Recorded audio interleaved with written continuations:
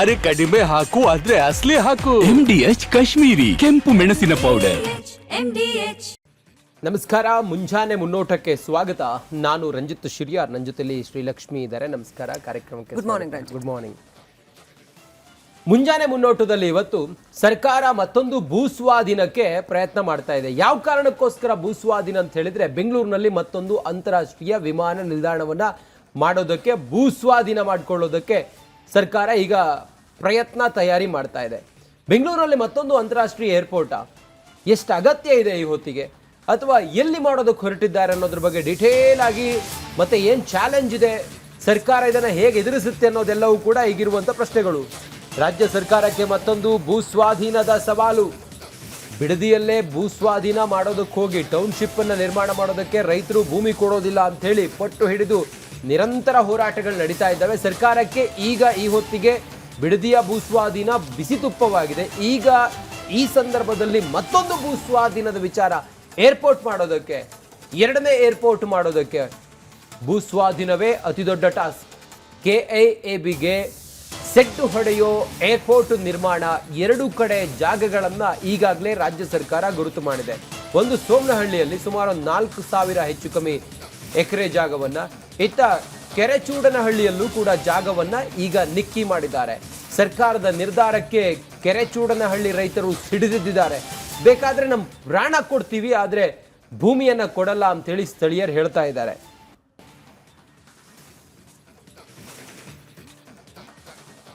ಸೋಮನಹಳ್ಳಿ ಕೆರೆಚೂಡನಹಳ್ಳಿಯಲ್ಲಿ ಭೂಮಿಯನ್ನ ಇವರು ನಿಗದಿ ಮಾಡಿದ್ದಾರೆ.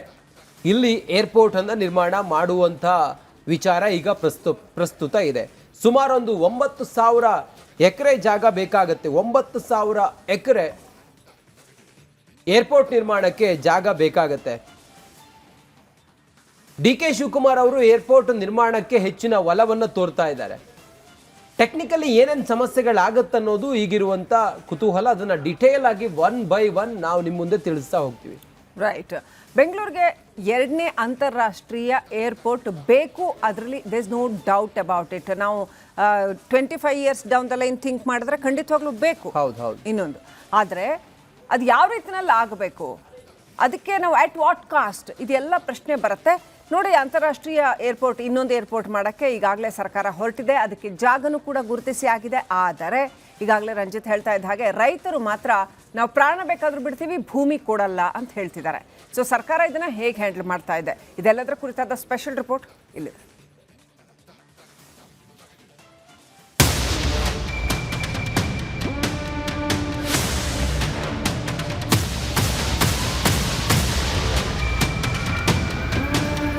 ಬಿಡದಿಯಲ್ಲಿ ಟೌನ್ಶಿಪ್ ಯೋಜನೆ ಮಾಡಲು ಸರ್ಕಾರ ಹೆಣಗಾಡ್ತಾ ಇದೆ. ಸಿಎಂ DK ಶಿವಕುಮಾರ್ಗೆ ಭೂಸ್ವಾಧೀನ ಪಡಿಸಿಕೊಳ್ಳುವುದೇ ದೊಡ್ಡ ಸವಾಲಾಗಿದೆ. ಬಹುತೇಕ ರೈತರು ಫಲವತ್ತಾದ ಭೂಮಿ ಬಿಟ್ಟು ಕೊಡಲ್ಲ ಅಂತಿದ್ದಾರೆ. ಇದೊಂದು ಕಡೆ ಆದ್ರೆ, ಇದೀಗ ಸರ್ಕಾರಕ್ಕೆ ಮತ್ತೊಂದು ಭೂಸ್ವಾಧೀನದ ಸವಾಲು ಎದುರಾಗಿದೆ. ಅದು ಯಾವುದು ಅಂದ್ರೆ, ಅದೇ ಎರಡನೇ ಏರ್ಪೋರ್ಟ್ ನಿರ್ಮಾಣ. ಬೆಂಗಳೂರಲ್ಲಿ ಎರಡನೇ ಏರ್ಪೋರ್ಟ್ಗೆ ಜಾಗ ಗುರುತು. ಬಿಡದಿ ಬಳಿಕ ಮತ್ತೊಂದು ಭೂಸ್ವಾಧೀನ ಸವಾಲು.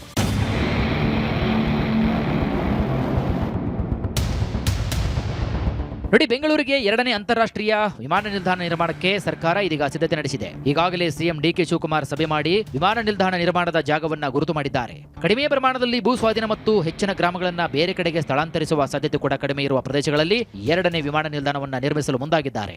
ಏರ್ಪೋರ್ಟ್ ಹಿಂದೆ ಏನಾಗಿತ್ತು ಅದನ್ನೆಲ್ಲ ಪ್ರಪೋಸಲ್ ಕೊಟ್ಟಿದ್ದಾರೆ. ನಾವು ಆದಷ್ಟು ಯಾವ ಊರೂ ಹೆಚ್ಚು ಕಮ್ಮಿ ಆಗಬಾರ್ದು, ಊರುಗಳನ್ನ ವಲಸೆ ತೆಗೆಯೋದು ಬೇಡ. ಆದಷ್ಟು ಕಡಿಮೆ ಜಮೀನು ಇರೋ ಕಡೆ ಮತ್ತು ಟೆಕ್ನಿಕಲ್ ಫೀಸಿಬಿಲಿಟಿ ಇರೋ ಕಡೆ ನೋಡಿ, ಗುಡ್ಡೆಗಳು ಕಡಿಮೆ ಇರೋ ಕಡೆ ನೋಡಿಬಿಟ್ಟು ಪ್ರಸ್ತಾವನೆ ಸಲ್ಲಿಸಿ ಕೇಂದ್ರ ಸರ್ಕಾರಕ್ಕೆ ತಿಳಿಸಿದ್ವಿ. ಇಂಥ ಜಾಗ ಅಂತೇನಿಲ್ಲ, ದಕ್ಷಿಣಕ್ಕೆ ಹೋಗ್ತದೆ. ದಕ್ಷಿಣಕ್ಕೆ ಈಗ ಆಲ್ಮೋಸ್ಟ್ ಅವರು ಪ್ರಪೋಸಲ್ ಕೊಟ್ಟಿದ್ರು. ಕನಕಪುರ ರಸ್ತೆ, 2 ಹಳ್ಳಿಗಳಲ್ಲಿ ಜಾಗ ಗುರುತು.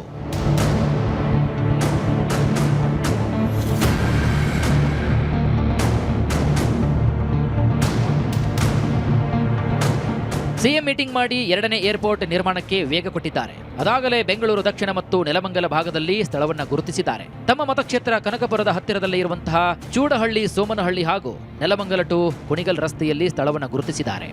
ಬೆಂಗಳೂರಿನ 2ನೇ ಏರ್ಪೋರ್ಟು ಚೂಡಹಳ್ಳಿ ಮತ್ತು ನಾಗನಾಯಕನಹಳ್ಳಿ ಭಾಗದಲ್ಲಿ ಈಗ ಸರ್ಕಾರ ಮಾಡಲು ಡಿಸೈಡ್ ಮಾಡಿದ್ದಾರೆ.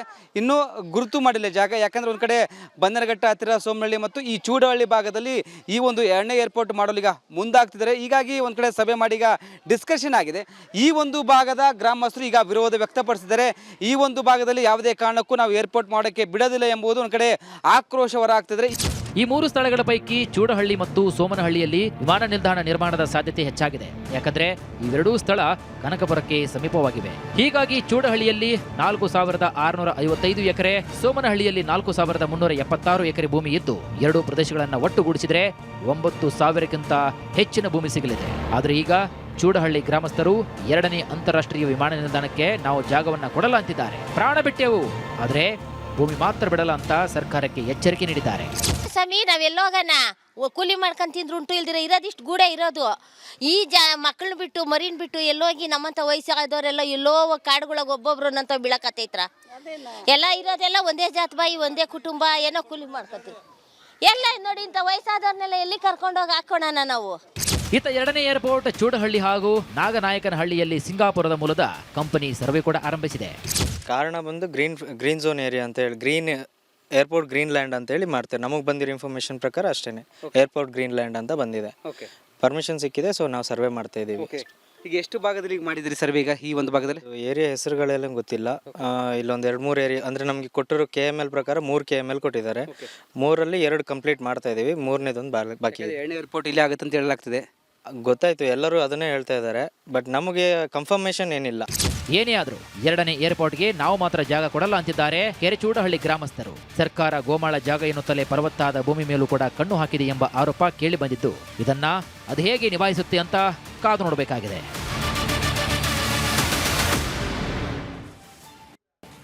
ಹಾಗಾದರೆ ನಮ್ಮ ರಾಜ್ಯದಲ್ಲಿ ಒಟ್ಟು ಎಷ್ಟು ಏರ್ಪೋರ್ಟ್ಗಳಿದ್ದಾವೆ ಅಂತ ಕೇಳಿದರೆ 2 ಇಂಟರ್ನ್ಯಾಷನಲ್ ಏರ್ಪೋರ್ಟ್ಗಳು, ಒಂದು ಬೆಂಗಳೂರು ಕೆಂಪೇಗೌಡ ಇಂಟರ್ನ್ಯಾಷನಲ್ ಏರ್ಪೋರ್ಟ್, ಮತ್ತೊಂದು ಮಂಗಳೂರು ಇಂಟರ್ನ್ಯಾಷನಲ್ ಏರ್ಪೋರ್ಟ್. ಅದರ ಜೊತೆಗೆ ಬೆಳಗಾವಿ, ಹುಬ್ಬಳ್ಳಿ, ಮೈಸೂರು, ಕಲಬುರಗಿ, ಬೀದರ್, ಜಿಂದಾಲ್, ವಿಜಯನಗರ ಏರ್ಪೋರ್ಟ್ ಬೇಕಾದಷ್ಟಿದಾವೆ. ಹೌದು, ಈ ಏರ್ಪೋರ್ಟ್ಗಳೆಲ್ಲ ಇದ್ದಾವೆ.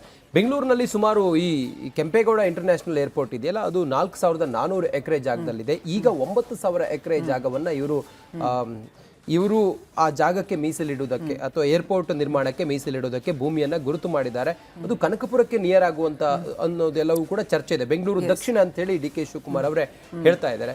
ಇದೀಗ ದೊಡ್ಡ ಮಟ್ಟದಲ್ಲಿ ಚರ್ಚೆ ಕಾರಣವಾಗಿದೆ. ನೀವು ಹೇಳಿದಾಗೆ ಮೇಡಮ್, ಬೆಂಗಳೂರಿನಲ್ಲಿ ಇರುವಂತ ಏಕೈಕ ಇಂಟರ್ನ್ಯಾಷನಲ್ ಏರ್ಪೋರ್ಟ್ನ ಒತ್ತಡವನ್ನು ಕಮ್ಮಿ ಮಾಡೋದಕ್ಕೆ ಸಹಜವಾಗಿ ಮತ್ತೊಂದು ಏರ್ಪೋರ್ಟ್ ಬೇಕು ಅನ್ನೋದು. ಆದರೆ ಬೆಂಗಳೂರು ಇಂಟರ್ನ್ಯಾಷನಲ್ ಏರ್ಪೋರ್ಟ್ ಲಿಮಿಟೆಡ್ ಇದ್ರ ಪ್ರಕಾರ ಸುಮಾರು 150 ಕಿಲೋಮೀಟರ್ ದೂರದಲ್ಲಿ ಇರಬೇಕು, ಒಳಗಡೆ ಇನ್ನೊಂದು ಏರ್ಪೋರ್ಟ್ ಇರಲ್ಲ. ಅದು 2033ಕ್ಕೆ ಒಂದು ಒಪ್ಪಂದ ಮಾಡಿಕೊಂಡಿದ್ದಾರೆ. ಅಲ್ಲಿವರೆಗೂ ಕೂಡ ಮಾಡಂಗಿಲ್ಲ ಅನ್ನೋದೆಲ್ಲ ಇದೆ. ಇದೆಲ್ಲವನ್ನು ಕೂಡ DK ಶಿವಕುಮಾರ್ ಅವರು ಹೇಗೆ ನಿಭಾಯಿಸ್ತಾರೆ ಅಂತಂದ್ರೆ, ಈ ಎಲ್ಲ ಸರ್ಕಾರಗಳ ಸಮಸ್ಯೆ ಏನಂತಂದ್ರೆ ಇವರು ಒಂದೇ ದೃಷ್ಟಿಯಿಂದ ನೋಡ್ತಾರೆ. ನೋಡಿ, ಡೆವಲಪ್ಮೆಂಟ್ ಅನ್ನೋದು ಎಲ್ಲಾ ಏರಿಯಾಗಳಲ್ಲಿ ಆಗಬೇಕು, ಎಲ್ಲಾ ವಲಯಗಳಲ್ಲಿ ಆಗಬೇಕು. ನೀವು ಏರ್ಪೋರ್ಟ್ ತರ್ತೀರಿ ಸರಿ, ಬಟ್ 9,000 ಎಕರೆ ಕಲ್ಟಿವೇಟೆಡ್ ಲ್ಯಾಂಡ್, ಕೃಷಿ ಭೂಮಿ. ನೋಡಿ, ಕೃಷಿ ಭೂಮಿ ರೂಪುಗೊಳ್ಳೋದಕ್ಕೆ ಸಮಯ ತಗೊಳುತ್ತೆ. ಅಂಡ್ ಕೃಷಿ ಭೂಮಿ ನಿಮಗೆ ಆದಾಯ ಕೊಡ್ತಾ ಇರುತ್ತೆ, ಆಹಾರ ಕೊಡ್ತಾ ಇರುತ್ತೆ, ಒಂದು ದೊಡ್ಡ ವಾಣಿಜ್ಯ ಚಟುವಟಿಕೆಯ ಭಾಗವಾಗಿ ಕೂಡ ಕಾರ್ಯನಿರ್ವಹಿಸ್ತಾ ಇರುತ್ತೆ. ಮಲ್ಟಿಪಲ್ ಆಸ್ಪೆಕ್ಟ್ಸ್ ಇದೆ ಅದಕ್ಕೆ. Losing cultivated land is not an ordinary issue.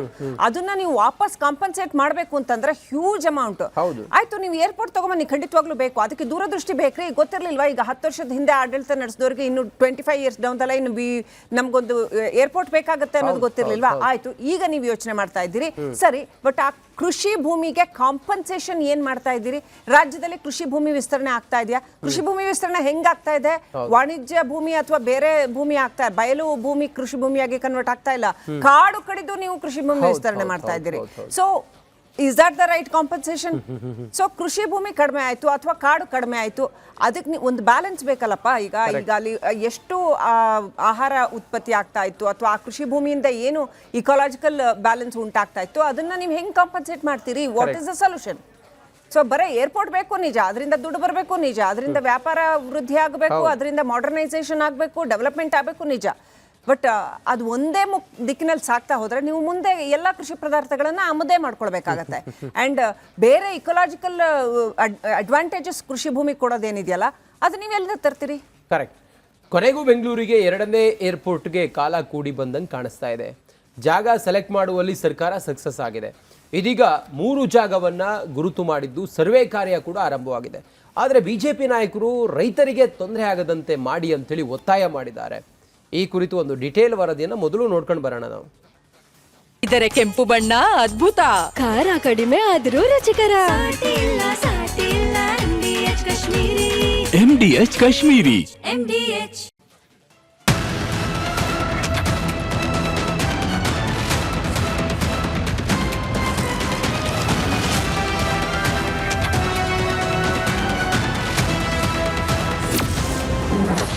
Bengaluru ದಕ್ಷಿಣದಲ್ಲಿ ಏರ್ಪೋರ್ಟ್ ಮಾಡಲು ಸಿಎಂ ಒಲವು.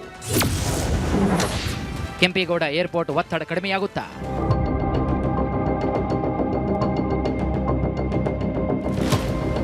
ಸಿಲಿಕಾನ್ ಸಿಟಿ ದಿನದಿಂದ ದಿನಕ್ಕೆ ಬೆಳೆಯುತ್ತಿದೆ. ಸಾಕಷ್ಟು ಜನ ಬೇರೆ ರಾಜ್ಯ ಹಾಗೂ ರಾಷ್ಟ್ರಗಳಿಂದ ಬೆಂಗಳೂರು ಕಡೆಗೆ ಬರ್ತಿದ್ದಾರೆ. ಇದರಿಂದ ಕೆಂಪೇಗೌಡ ಏರ್ಪೋರ್ಟ್ ತುಂಬಿ ತುಳುಕ್ತಾ ಇದೆ. ಹೀಗಾಗಿ ಕೆಂಪೇಗೌಡ ಅಂತಾರಾಷ್ಟ್ರೀಯ ವಿಮಾನ ನಿಲ್ದಾಣಕ್ಕಿಂತ ದೊಡ್ಡ ಮಟ್ಟದಲ್ಲೇ 2ನೇ ಏರ್ಪೋರ್ಟ್ ಆಗಬೇಕೆಂಬುದು ಸುಮಾರು ವರ್ಷಗಳಿಂದ ಒತ್ತಾಯ ಕೇಳಿ ಬಂದಿತ್ತು. ಅದಕ್ಕೆ ಸಂಬಂಧಿಸಿದ ಕೆಲಸಗಳು ಕೂಡ ಮಾತ್ರ ನಿಂತಲ್ಲೇ ನಿಂತಿತ್ತು ನೋಡಿ. ಕೆಲ ಶಾಸಕರು ರಾಮನಗರ, ನೆಲಮಂಗಲ ಕಡೆಗೆ ಮಾಡಬೇಕೆಂಬುದು ಒತ್ತಾಯ ಮಾಡಿದ್ರು. ಪದೇ ಪದೇ ಏರ್ಪೋರ್ಟ್ ನಿರ್ಮಾಣದ ಜಾಗಗಳ ಹುಡುಕಾಟದ ನಡುವೆ ಇದೀಗ 3 ಜಾಗ ನಿಗದಿ ಸರ್ಕಾರ ಗುರುತು ಮಾಡಿದೆ.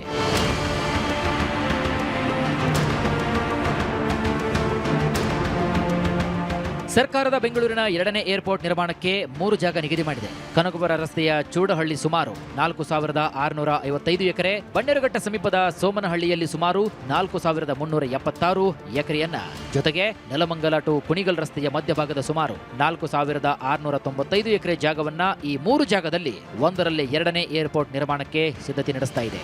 ಇನ್ನು ಕನಕಪುರ ರಸ್ತೆಯ ಚೂಡಹಳ್ಳಿ ಹಾಗೂ ಸೋಮನಹಳ್ಳಿ ಏರ್ಪೋರ್ಟ್ ಮಾಡಲು ಸಿಎಂ ಒಲವನ್ನ ತೋರಿದಾರಂತೆ. ಸಿಎಂ ಡಿಕೆ ಶಿವಕುಮಾರ್ಗೆ ಭೂ ಸ್ವಾಧೀನದ ಟಾಸ್ಕ್.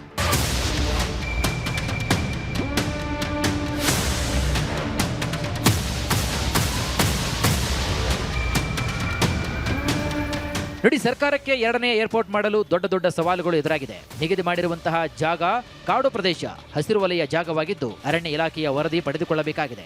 ಇದರ ಜೊತೆಗೆ 2033ರವರೆಗೆ ದೇವನಹಳ್ಳಿ ಏರ್ಪೋರ್ಟ್ನಿಂದ ಸುಮಾರು 150 ಕಿಲೋಮೀಟರ್ ಒಳಗೆ ಏರ್ಪೋರ್ಟ್ ನಿರ್ಮಾಣ ಮಾಡುವಂತಿಲ್ಲ.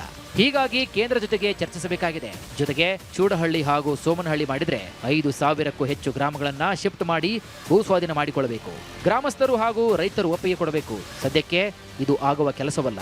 ಯಾಕಂದ್ರೆ ಬಿಡದಿಯಲ್ಲಿ ಟೌನ್ಶಿಪ್ ವಿಚಾರವಾಗಿ ರೈತರು ಸಿಡಿದೆದ್ದಿದ್ದಾರೆ. ಇನ್ನು ಫಲವತ್ತಾದ ಭೂಮಿಯನ್ನ ಕೊಡಲಂತ ಹೇಳ್ತಿದ್ದಾರೆ. ಚೂಡಹಳ್ಳಿ ಹಾಗೂ ಸೋಮನಹಳ್ಳಿ ಸಹ ಫಲವತ್ತಾದ ಭೂಮಿ ಇದ್ದು ರೈತರು 5-6 ಬೆಳೆಗಳನ್ನ ಬೆಳೀತಾ ಇದ್ದಾರೆ. ಹೀಗಾಗಿ ಸರ್ಕಾರಕ್ಕೆ ಇದು ದೊಡ್ಡ ಚಾಲೆಂಜ್ ಕೂಡ ಆಗಬಹುದು. ಅವ್ರನ್ನು ಇನ್ವಾಲ್ವ್ಮೆಂಟ್ ಮಾಡ್ಕೊಂಡು ಅವ್ರಿಗೆ ಹೆಂಗೆ ಅದರಲ್ಲಿ ಸ್ಟೇಕ್ ಹೋಲ್ಡರ್ ಮಾಡ್ಕೊಂಡು ಮಾಡಕ್ಕಾಗುತ್ತೆ, ಅದ್ರ ಮೇಲೆ ಅವಾಗ ಅವರು ಅದು ಇನ್ವಾಲ್ವ್ ಆಗ್ತಾರೆ.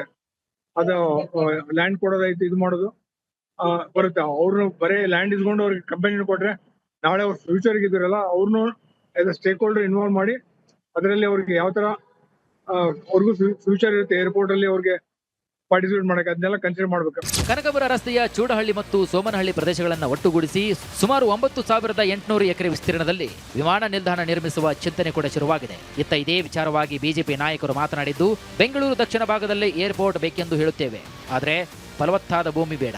ರೈತರನ್ನ ವಿಶ್ವಾಸಕ್ಕೆ ತೆಗೆದುಕೊಂಡು ಸರಿಯಾಗಿ ಅನುದಾನ ನೀಡಬೇಕು. ಎಲ್ಲವನ್ನೂ ಕೂಡ ಅಧ್ಯಯನ ಮಾಡಬೇಕು. ಜಾಗ ಸಮಸ್ಯೆಯಾದರೆ ಬೇರೆ ಜಾಗದ ಬಗ್ಗೆ ಯೋಚನೆ ಮಾಡಬೇಕು ಅಂತ ಸಲಹೆ ನೀಡಿದ್ದಾರೆ. ಬೆಂಗಳೂರು ಇನ್ನೊಂದು 25 ವರ್ಷದಲ್ಲಿ ಆ ಲೆವೆಲಲ್ಲಿ ವರ್ಲ್ಡ್ನಲ್ಲಿ ಒಂದು ಇಂಪಾರ್ಟೆಂಟ್ ಸಿಟಿಯಾಗಿ ಬೆಳೆಯುವಂಥ ಒಂದು ನಗರ ಇದು. ಸಹಜವಾಗಿ ಬೆಂಗಳೂರು ಇನ್ನೊಂದು ಏರ್ಪೋರ್ಟ್ ಬೇಕು, ಅದು ನಮ್ಮ ಸೌತ್ ಬೆಂಗಳೂರು ಕಡೆಗೆ ಏರ್ಪೋರ್ಟ್ ಬೇಕು ಅನ್ನೋದ್ರ ಎರಡನೇ ಮಾತಿಲ್ಲ.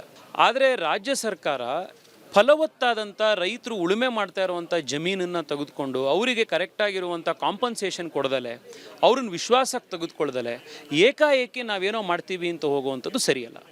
ರೈತರ ವಿಶ್ವಾಸಕ್ಕೆ ತಗೊಳ್ಬೇಕು. ಅವ್ರಿಗೆ ನಾಳೆ ಏನು ಮಾಡಬೇಕು, ಏನು ಕಾಂಪನ್ಸೇಷನ್ ಕೊಡ್ತೀರಾ, ಅವರಿಗೆ ಇದಿಲ್ಲ ಅಂದರೆ ನಾಳೆ ಅವ್ರ ಜೀವನ ಮಾಡೋಕ್ಕೆ ಇನ್ನೊಂದೇನೋ, ಅವ್ರಿಗೆ ನೀವು ಇನ್ನೊಂದು ವ್ಯವಸ್ಥೆ ಏನು ಕಲ್ಪಿಸ್ಕೊಡ್ತೀರಾ. ಸದ್ಯ ಸರ್ಕಾರದ ಮುಂದೆ ಸಾಲು ಸಾಲು ಆಡಳಿತಾತ್ಮಕ ಹಾಗೂ ತಾಂತ್ರಿಕ ಸಮಸ್ಯೆಗಳು ತಲೆ ಎತ್ತಿ ನಿಂತಿದ್ದು, ಅವುಗಳನ್ನು ನಿಭಾಯಿಸಿ ಸರ್ಕಾರ ಯಾವಾಗ 2ನೇ ಏರ್ಪೋರ್ಟ್ಗೆ ಶಂಕುಸ್ಥಾಪನೆ ಮಾಡುತ್ತೆ ಅನ್ನೋದನ್ನ ಕಾದು ನೋಡಬೇಕಾಗಿದೆ. ವೀಕ್ಷಕರ, ಅಭಿವೃದ್ಧಿ ಅಂತಂದ್ರೆ ನಿರ್ದಯಿ, ಏಕಮುಖಿ ಅಸಮತೋಲಿತ ಬೆಳವಣಿಗೆನಾ, ಸುಮ್ಮನೆ ಮನಸ್ಸಿಗೆ ಬಂದಂಗೆ ಏನೋ ಒಂದು ಮಾಡ್ತಾ ಹೋಗ್ಬಿಡೋದ, ಅದು ಡೆವಲಪ್ಮೆಂಟ್ ಅಂತ ಅನ್ನಿಸ್ಕೊಳ್ಳುತ್ತಾ? ಗೊತ್ತಿಲ್ಲ ನನಗೆ. ಡೆವಲಪ್ಮೆಂಟ್ ಬೇಡ ಅಂತ ನಾನು ಹೇಳ್ತಾ ಇಲ್ಲ, ನಾನು I am not anti development. ಅಭಿವೃದ್ಧಿ ಬೇಕು ನಮಗೆ ಡೆಫಿನೆಟ್ಲಿ. ಈಗ ತೇಜಸ್ವಿ ಸೂರ್ಯ ಅವ್ರು ಹೇಳ್ತಾ ಇದ್ದಾಗ 25 ವರ್ಷ ಡೌನ್ ದ ಲೈನ್ ನೀವು ನೋಡಿದ್ರೆ ಬೆಂಗಳೂರು ಗ್ಲೋಬಲಿ ಈಗಾಗಲೇ ಒಂದು ಬಹಳ ಪ್ರಮುಖವಾದಂಥ ನಗರ. ಸೌತ್ ಬೆಂಗಳೂರಿಗೆ ಏರ್ಪೋರ್ಟ್ ಬೇಕು ಅನ್ಡೌಟೆಡ್ಲಿ. ಆದರೆ ಹೇಗೆ ಪ್ರತಿಯೊಂದು ಅಭಿವೃದ್ಧಿನೂ ಹೇಗೆ ಮಾಡ್ಬೇಕು ನಾವು ಅನ್ನೋದು ಒಂದು ಪ್ರಶ್ನೆ. ಅದರ ದೂರದೃಷ್ಟಿ ಹೇಗಿರಬೇಕು, ಅದರ ಕಾರ್ಯಯೋಜನೆ ಯಾವ ರೀತಿಯಲ್ಲಿ ಇರಬೇಕು, ಆಲೋಚನೆಗಳು ಯಾವ ರೀತಿಯಲ್ಲಿ ಇರಬೇಕು ಅನ್ನೋವಂಥದ್ದು, ಎಕ್ಸಿಕ್ಯೂಷನ್ ಯಾವ ರೀತಿಯಲ್ಲಿ ಇರಬೇಕು ಅನ್ನೋವಂಥದ್ದು ನಿಮ್ಮ ಅಭಿಪ್ರಾಯ ಬಹಳ ಮುಖ್ಯ ಆಗುತ್ತೆ ವೀಕ್ಷಕರೇ. ಎಂದಿನಂತೆ Republic Kannada is a two way media. ನೀವೇನು ಮಾತಾಡ್ತೀರಾ, ನೀವೇನು ಹೇಳ್ತೀರಾ, ನಿಮ್ಮ ಅಭಿಪ್ರಾಯ ಏನು, ಅದಕ್ಕೆ ಬಹಳ ಮನ್ನಣೆಯನ್ನು ಕೊಡ್ತೀವಿ ನಾವು. ಯಾಕಂತಂದ್ರೆ ನಾವು ರಂಜಿತ್ ಎಂದಿನಂತೆ ಜನ ನಮ್ಗಿಂತ ಬುದ್ಧಿವಂತರು ಅಂತ ನಂಬ್ತೀವಿ ನಾವು. ಖಂಡಿತ ನಿಮ್ಮ ಅಭಿಪ್ರಾಯನ ತಿಳಿಸಿ. ನಮ್ಮ ತೆರೆ ಮೇಲೆ ನಮ್ಮ ನಂಬರ್ ಡಿಸ್ಪ್ಲೇ ಆಗ್ತಾ ಇದೆ, ಅದಕ್ಕೆ ಕಾಲ್ ಮಾಡಿ. ಆಮೇಲೆ ಈ ಭೂ ಸ್ವಾಧೀನದ ಸವಾಲು ಇದೆಯಲ್ಲ, ಕೃಷಿ ಭೂಮಿನ ಸ್ವಾಧೀನ ಮಾಡ್ಕೊಳ್ಳೋದು, ಈಗ ಸರ್ಕಾರಗಳಿಗೆ ರಂಜಿತ್ ಭೂ ಸ್ವಾಧೀನ ಅನ್ನೋದು ಬಹಳ ದೊಡ್ಡ ಒಂದು ಟಾಸ್ಕ್ ಅಂತ ಅಂದ್ಕೊಂಡಿದ್ದಾರೆ. ಆಕ್ಚುಲಿ ದೊಡ್ಡ ಟಾಸ್ಕ್ ಭೂ ಸ್ವಾಧೀನ ಅಲ್ಲ. ನೀವು ಏನೋ ಒಂದು ಮಾಡಿ ರೈತರನ್ನ ಒಕ್ಕಲೆಬ್ಬಿಸ್ತೀರಾ, ಅದೇನು ದೊಡ್ಡ ವಿಷಯ ಅಲ್ಲ. ಆಮಿಷ ತೋರಿಸ್ತೀರಾ, ಇಲ್ಲ ಏನೋ ಒಂದು ಮಾಡ್ತೀರಾ, ಎಕ್ಸಾಕ್ಟ್ಲಿ. ದೊಡ್ಡ ಟಾಸ್ಕ್ ಯಾವುದು ಅಂತಂದ್ರೆ ವಾಪಸ್ ಆ ಕಲ್ಟಿವೇಟೆಡ್ ಲ್ಯಾಂಡ್ ಅನ್ನ ಕಾಂಪನ್ಸೇಟ್ ಮಾಡೋದಿದೆಯಲ್ಲ, ಅಂದ್ರೆ ಬೇರೆ ಕಡೆ ಕೃಷಿ ಭೂಮಿನ ಡೆವಲಪ್ ಮಾಡಕ್ಕಾಗತ್ತಾ? ಎಲ್ಲೋ ಬಯಲು ಪ್ರದೇಶನೋ ಅಥವಾ ಉತ್ತರ ಕರ್ನಾಟಕದಲ್ಲೋ ಮತ್ತೊಂದು ಕಡೆನೋ ಅರಣ್ಯನ ಡೆವಲಪ್ ಮಾಡ್ತೀರಾ ನೀವು? 9,000 ಎಕರೆ ನೀವು 4 ವರ್ಷದಲ್ಲಿ ಭೂ ಸ್ವಾಧೀನ ಮಾಡ್ಕೊಂಡ್ಬಿಡ್ತೀರಾ. ಅದೇ 4 ವರ್ಷ ಬೇಡ, ನೀವು 40 ವರ್ಷದಲ್ಲೂ ಕೂಡ 9,000 ಎಕರೆ ನಿಮ್ ಕೃಷಿ ಭೂಮಿ ಮಾಡಕ್ ಸಾಧ್ಯವೇ ಇಲ್ಲ ಅಲ್ವಾ? That is a loss. ಜನ ಕಾಲ್ ಮಾಡ್ಲಿ, ವೀಕ್ಷಕರೇ ಕರೆ ಮಾಡಿ, ನೀವು ಕೂಡ ಮಾತಾಡೋಣ, ನಿಮ್ಮ ಅಭಿಪ್ರಾಯ ಏನು ಅಂತ ಕೇಳೋಣ. ಕರೆ ಮಾಡಿ, ನಂಬರ್ ಕೂಡ ಡಿಸ್ಪ್ಲೇ ಆಗ್ತಾ ಇದೆ, ಹಾಗೆ ಮೆಸೇಜ್ ಕೂಡ ಮಾಡಬಹುದು, ಹಾಗೆ ಎಕ್ಸ್ ಖಾತೆಯಲ್ಲೂ ಕೂಡ ತಮ್ಮ ಅಭಿಪ್ರಾಯವನ್ನ ಹಂಚಿಕೊಳ್ಬಹುದಾಗಿದೆ. ಇನ್ನು ನಾವು ಗಮನಿಸ್ತಾ ಹೋದಂಗೆ ಈ ಭೂಸ್ವಾಧೀನ ಸರ್ಕಾರ ಹೇಗೆ ಇದನ್ನ ಹ್ಯಾಂಡಲ್ ಮಾಡುತ್ತೆ ಅನ್ನೋದೇ ಈಗಿರುವಂತ ಕುತೂಹಲ. ಹೊಸ ಏರ್ಪೋರ್ಟ್ಗೆ ಕೆರೆಚೂಡನಹಳ್ಳಿಯಲ್ಲಿ ಸರ್ಕಾರ ಜಾಗವನ್ನ ಗುರುತು ಮಾಡಿದೆ. ಈಗಾಗಲೇ ಸಿಂಗಾಪುರದ ಕಂಪನಿಯೊಂದು ಸರ್ವೆ ಕಾರ್ಯ ಕೂಡ ನಡೆಸ್ತಾ ಇದೆ. ಈ ಬಗೆಗೆ ನಮ್ಮ ಪ್ರತಿನಿಧಿ ಅಲ್ಲಿ ಹೋಗಿ ಒಂದು ಪ್ರತ್ಯಕ್ಷ ವರದಿಯನ್ನ ನೀಡಿದ್ದಾರೆ. ಬನ್ನಿ ನೋಡ್ಕೊಂಡು ಬರೋಣ. ಬೆಂಗಳೂರಿನ 2ನೇ ಏರ್ಪೋರ್ಟ್ ಇದೀಗ ಕನಕಪುರ ರಸ್ತೆಯ ಚೂಡಹಳ್ಳಿ ಭಾಗದಲ್ಲಿ ಇಡ್ತಿದೆ. ಈ ಒಂದು ಭಾಗದಲ್ಲಿ ಈಗ ಸರ್ವೆ ಕಾರ್ಯ ಆರಂಭವಾಗಿದೆ. ದೃಶ್ಯಗಳು ಸಹ ನೋಡ್ತಿರ್ಬೋದು, ಸರ್ವೆ ಸಹ ಮಾಡ್ತಿದ್ರೆ ಇಲ್ಲಿ ಅಧಿಕಾರಿಗಳು ಸಿಬ್ಬಂದಿಗಳು ಬಂದು, ಯಾಕಂದ್ರೆ ಈ ಒಂದು ಭಾಗದಲ್ಲಿ 2ನೇ ಏರ್ಪೋರ್ಟ್ ಮಾಡೋಕೆ ಈಗ CM DK ಶಿವಕುಮಾರ್ ಮುಂದಾಗಿದ್ದಾರೆ. ಯಾಕಂದ್ರೆ ಇಲ್ಲಿಂದ ಕನಕಪುರಕ್ಕೆ 30 ಕಿಲೋಮೀಟರ್ ಆಗುತ್ತೆ. ಹೀಗಾಗಿ ಈ ಒಂದು ಭಾಗದಲ್ಲಿ ಸರ್ವೆ ಕಾರ್ಯ ಮಾಡ್ತಿದ್ರೆ ಇಲ್ಲಿ ಅಧಿಕಾರಿಗಳು ಸಹ ಬಂದಿದ್ದಾರೆ. ಸರ್ ನಮಸ್ತೆ, ಇಲ್ಲಿ ಸರ್ವೆ ಕಾರ್ಯ ಮಾಡ್ತಿದ್ರೆ ಹೇಗೆ ಅಂತ? हिंदी में बात कीजिए। सर्वे कार्य क्या है? ये एयरपोर्ट के लिए सर। एयरपोर्ट के, ओके, ग्रीन फील्ड के लिए। ಗ್ರೀನ್ ಫೀಲ್ಡ್ ಗೆ, ಓಕೆ. ಸರ್ ನಮಸ್ತೆ, ಇಲ್ಲಿ ಸರ್ವೆ ಮಾಡ್ತಿದ್ರೆ ತಾವು? ಹೌದು, ಸರ್ವೆ ಮಾಡ್ತಾ ಇದ್ದೀವಿ. ಓಕೆ. ಏನು ಕಾರಣ ಬಂದು ಗ್ರೀನ್ ಝೋನ್ ಏರಿಯಾ ಅಂತ ಹೇಳಿ, ಗ್ರೀನ್ ಏರ್ಪೋರ್ಟ್ ಗ್ರೀನ್ ಲ್ಯಾಂಡ್ ಅಂತ ಹೇಳಿ ಮಾಡ್ತೇವೆ. ನಮಗೆ ಬಂದಿರೋ ಇನ್ಫಾರ್ಮೇಶನ್ ಪ್ರಕಾರ ಅಷ್ಟೇನೆ, ಏರ್ಪೋರ್ಟ್ ಗ್ರೀನ್ ಲ್ಯಾಂಡ್ ಅಂತ ಬಂದಿದೆ. ಓಕೆ. ಪರ್ಮಿಷನ್ ಸಿಕ್ಕಿದೆ, ಸೊ ನಾವು ಸರ್ವೆ ಮಾಡ್ತಾ ಇದ್ದೀವಿ. ಈಗ ಎಷ್ಟು ಭಾಗದಲ್ಲಿ ಈಗ ಮಾಡಿದ್ರಿ ಸರ್ವೆ? ಈಗ ಈ ಒಂದು ಭಾಗದಲ್ಲಿ ಏರಿಯಾ ಹೆಸರುಗಳೆಲ್ಲ ಗೊತ್ತಿಲ್ಲ. ಇಲ್ಲೊಂದು 2-3 ಏರಿಯಾ ಅಂದ್ರೆ ನಮ್ಗೆ ಕೊಟ್ಟಿರೋ KML ಪ್ರಕಾರ 3 KML ಕೊಟ್ಟಿದ್ದಾರೆ. 3ರಲ್ಲಿ 2 ಕಂಪ್ಲೀಟ್ ಮಾಡ್ತಾ ಇದೀವಿ, 3ನೇದೊಂದು ಬಾಕಿ ಇದೆ. 2ನೇ ಏರ್ಪೋರ್ಟ್ ಇಲ್ಲಿ ಆಗುತ್ತೆ ಅಂತ ಹೇಳಲಾಗ್ತಿದೆ. ಗೊತ್ತಾಯ್ತು, ಎಲ್ಲರೂ ಅದನ್ನೇ ಹೇಳ್ತಾ ಇದ್ದಾರೆ, ಬಟ್ ನಮಗೆ ಕನ್ಫರ್ಮೇಶನ್ ಏನಿಲ್ಲ. ನಾವು ಸರ್ವೆ ನಿಮ್ಗೆ ಸರ್ವೆ ಮಾಡಂತ ಇದ್ರೆ ಸರ್ವೆ ಮಾಡ್ತಿದ್ರೆ ಮಾಡಿ ಕೊಡಿ, ಡಾಟಾ ಕೊಡಿ ಅಂತ ಹೇಳಿದ್ದಾರೆ, ಮಾಡ್ಕೊಡ್ತೀವಿ ಅಷ್ಟೇ. ನೋಡಿ, ಸರ್ವೆ ಮಾಡಿ ಅಂತ ಡಾಟಾ ಕೊಡಿ ಅಂತ ಸಿಬ್ಬಂದಿಗಳಿದ್ದಾರೆ. ಹೀಗಾಗಿ ಸರ್ವೆ ಸಿಬ್ಬಂದಿಗಳು ಸರ್ವೆ ಮಾಡ್ತಿದ್ರೆ ಎಲ್ಲ ಪರಿಸರವನ್ನು, ಈಗ ಎಲ್ಲೆಲ್ಲಿ ಜಾಸ್ತಿ ಪರಿಸರ ಇದೆ, ಎಲ್ಲೆಲ್ಲಿ ಗ್ರೀನ್ ಲ್ಯಾಂಡ್ ಇದೆ, ಎಲ್ಲವನ್ನ ಈಗ ಸರ್ವೆ ಕಾರ್ಯ ಸಹ ಮಾಡ್ತಿದ್ದಾರೆ. ಬಟ್ ರೈತರು ಮಾತ್ರ ವಿರೋಧ ವ್ಯಕ್ತಪಡಿಸಿದ್ದಾರೆ. ಯಾವುದೇ ಕಾರಣಕ್ಕೂ ಈ ಒಂದು ಭಾಗದಲ್ಲಿ ಏರ್ಪೋರ್ಟ್ ಆಗಬಾರ್ದು ಎಂಬುದು ರೈತರ ವಿರೋಧವಾಗಿದೆ. ಹೀಗಾಗಿ ಮುಂದಿನ ದಿನಗಳಲ್ಲಿ ಮತ್ತೊಂದು ಹಂತದ ಹೋರಾಟ ನಡೀಬಹುದು ಈ ಒಂದು ಭಾಗದಲ್ಲಿ. ಕ್ಯಾಮ್ರಾ ಪರ್ಸನ್ ಧನುಷ್ ಜೊತೆ ವೀರೇಶ್, ರಿಪಬ್ಲಿಕ್ ಕನ್ನಡ, ಬೆಂಗಳೂರು. ರೈಟ್, ಜನಗಳು ಕರೆ ಮಾಡ್ತಾ ಇದ್ದಾರೆ. ವೆಂಕಟಾಚಲಪತಿ ಅಂತ ಕೋಲಾರದಿಂದ ಕರೆ ಮಾಡಿದ್ದಾರೆ. ನಮಸ್ಕಾರ ವೆಂಕಟಾಚಲಪತಿ ಅವರು, ಏನು ಹೇಳಕ್ ಬಯಸ್ತೀರಿ? ನಮಸ್ಕಾರ ಮೇಡಮ್. ನಮಸ್ಕಾರ. ಹೇಳಿ ಸರ್. ನಮ್ಮ ಕೋಲಾರ ಜಿಲ್ಲೆ KGF ಗೋಲ್ಡ್ ಫೀಲ್ಡ್ ಅಲ್ಲಿ ಬೇಕಾದಷ್ಟು ಬರ್ಡ್ ಲ್ಯಾಂಡ್ ಇದೆ. ಇಲ್ಲೆಲ್ಲ ಮಾಡ್ಬೋದು. ಈ ಖಾಲಿ ಜಾಗನೇ ಇದೆ BGMLದು 1000 ಎಕರೆ ವೇಸ್ಟ್ ಲ್ಯಾಂಡ್ ಅಂತ ಕಡೆ ಮಾಡೋದು. ಅದೆಲ್ಲ ಇದು ಒಳ್ಳೆ ಅಭಿವೃದ್ಧಿ ಆಗಿರೋದು. ವ್ಯವಸಾಯ ಮಾಡೋಂಥ ಜಮೀನು ಬಿಟ್ಟು ಮಾಡ್ಬೋದಲ್ಲ ಅಂತ. ನಿಜ, ಅದು ಒಂದು ಸರಿಯಾದ ಆಲೋಚನೆ. ಅದು ಕೂಡ ಒಂದು ಒಳ್ಳೆ ಆಯ್ಕೆ, ಒಳ್ಳೆ ಒಂದು ವಿಚಾರ. Thank you Venkatachalapathi. Yes yes yes, please go ahead. Acre ಇದೆ ಇಲ್ಲಿ, 1000 ಎಕರೆ ಖಾಲಿ ಇದೆ. ಅದ್ರಲ್ಲಿ ಏನು ಬೆಳೆನೂ ಆಗಲ್ಲ, ಬರ್ಡ್ ಭೂಮಿ. ಓಕೆ, ಇದ್ರ ಬಗ್ಗೆನೂ ಗಮನ ಹರಿಸ್ಬೋದಲ್ಲ ಸರ್ಕಾರ. ರೈಟ್. ತಾವು ಹೇಳ್ತಾ ಇದ್ದೀರಾ, ಧನ್ಯವಾದಗಳು ರಿಪಬ್ಲಿಕ್ನೊಂದಿಗೆ ಮಾತನಾಡಿದ್ದಕ್ಕೆ. ಆದರೆ ಇವ್ರಿಗೆ ಇಲ್ಲಿ ಈ ಕಡೆ ಸೌತ್ ಬೆಂಗಳೂರಲ್ಲೇ ಆಗಬೇಕು, ಬಿಸ್ನೆಸ್ ಅಲ್ಲಿ ಬರಲ್ಲ ಅಂತ, ಬಿಸ್ನೆಸ್ ಪೀಪಲ್ ಅಲ್ಲಿ ಬರಲ್ಲ ಅಂತ, ಅಲ್ಲಿ ಮಾಡಿದ್ರೆ ಅಲ್ಲಿ ಬರಲ್ಲ ಅಂತ ಇವರ ಅಬ್ಜೆಕ್ಷನ್. ಕರೆಕ್ಟ್. ಈ ಕಡೆ ಮಾಡಿದ್ರೆ ಮಾತ್ರ ಬರ್ತಾರೆ ಅಂತ. ಮತ್ತೊಬ್ರು ಬಾಲಚಂದ್ರ ಗೌಡ ಅಂತ ಹೇಳಿ ಕರೆ ಮಾಡಿದ್ದಾರೆ. ನಮಸ್ಕಾರ. ನಮಸ್ಕಾರ ಸರ್. ಬೆಂಗಳೂರಿನಲ್ಲಿ ಮತ್ತೊಂದು ಇಂಟರ್ನ್ಯಾಷನಲ್ ಏರ್ಪೋರ್ಟ್ ಮಾಡೋದ್ರ ಬಗ್ಗೆ ಈಗ ಚರ್ಚೆ ಇದೆ. ಡಿ ಕೆ ಶಿವಕುಮಾರ್ ಈ ಸಂಬಂಧ ಒಲವು ಹೊಂದಿದ್ದಾರೆ. ತಮ್ಮ ಅಭಿಪ್ರಾಯ ಏನು ಮೊದಲಿಗೆ?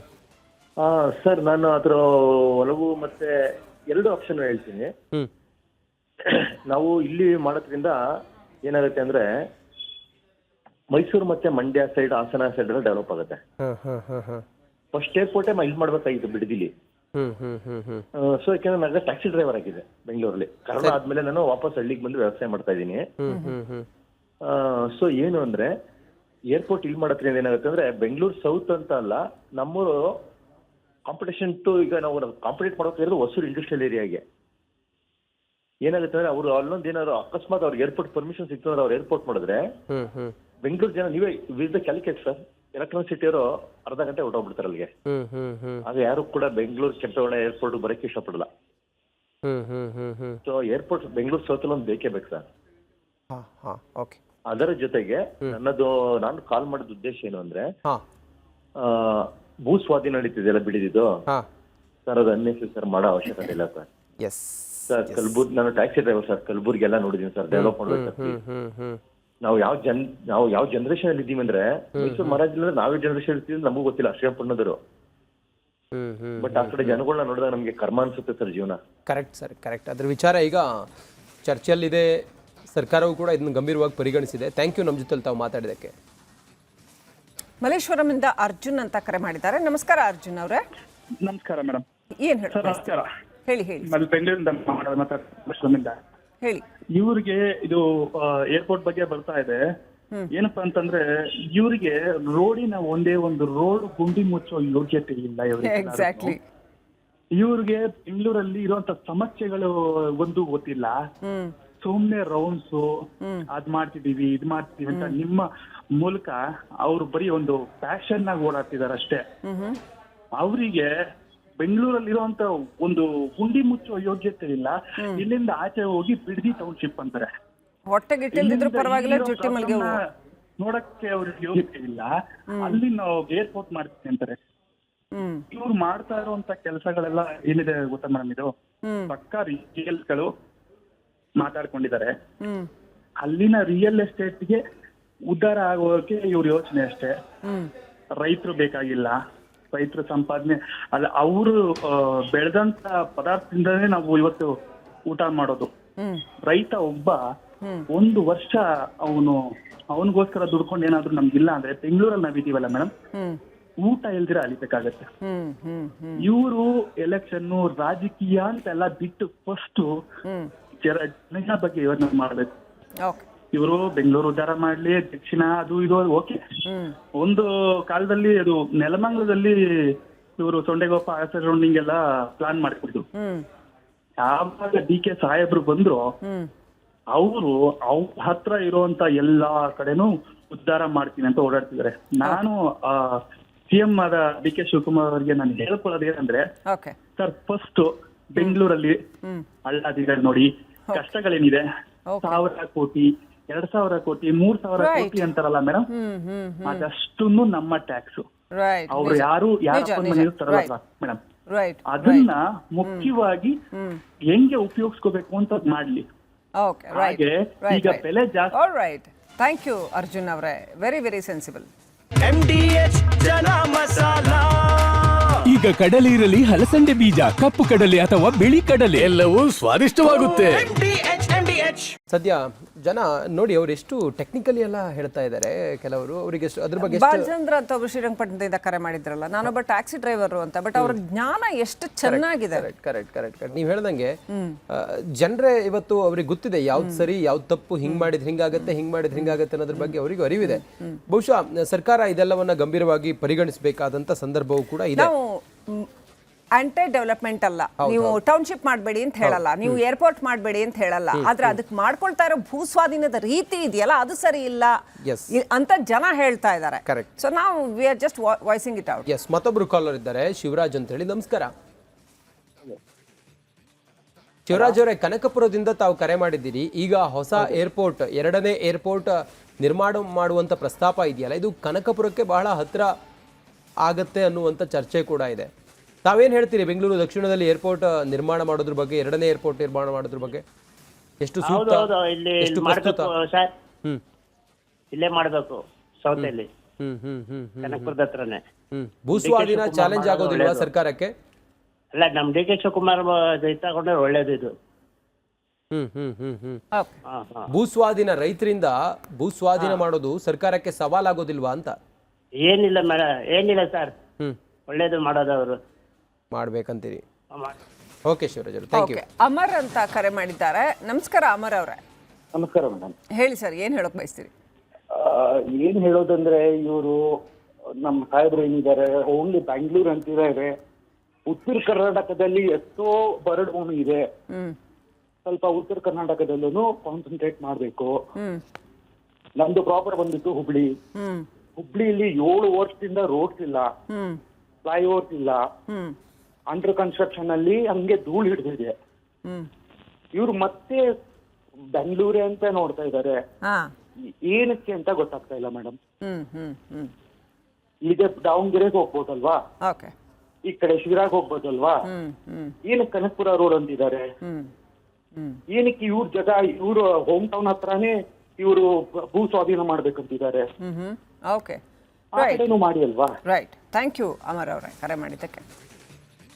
ಮತ್ತೊಬ್ರು ಕಾಲರ್ ಇದ್ದಾರೆ. ನಮಸ್ಕಾರ. ನಮಸ್ಕಾರ ಸರ್. ತಿರುಮಲಯ್ಯ ಅವರೇ, ನಮಸ್ಕಾರ.